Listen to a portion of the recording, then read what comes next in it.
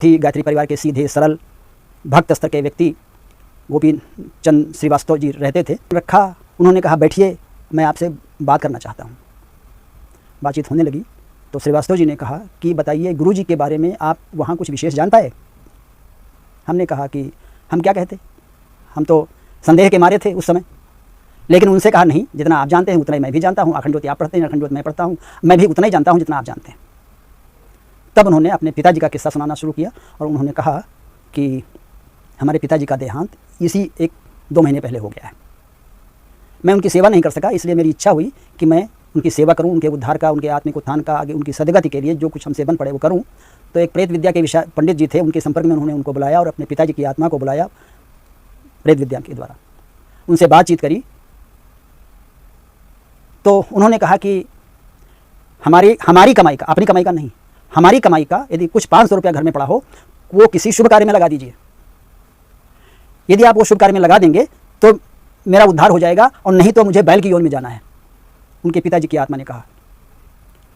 वो गए अपने घर, कुछ पैसे पड़े हुए थे, अपनी माता के पास से लेकर के आए, और उन्हीं दिनों शहर के बीचों बीच में, बहराइच शहर के बीचों बीच में गायत्री 108 कुंड का गायत्री हवन होने जा रहा था, और उसी में उन्होंने वो पैसे दे दिए, अनुदान रसीद कटवा दी। हवन खत्म हो गया। फिर उन्होंने पिताजी को बुलाया, पिताजी से पूछा कि मैंने तो पैसे लगा दिए, दे दिए शुभ कार्य में, आप बताइए आपकी क्या स्थिति है? तो उनके पिताजी की आत्मा कहती है कि हमारा तो उद्धार हो गया। फिर हम कहा कि हम अपने पिताजी से और बातचीत करते रहे कि और कोई हो। एक बहुत ही पापी व्यक्ति था, उसके बारे में हमने पूछा, उनके श्रीवास्तव जी ने पूछा अपने पिताजी से कि उसके बारे में आप क्या कह सकते हैं, उसके उद्धार का क्या रास्ता है?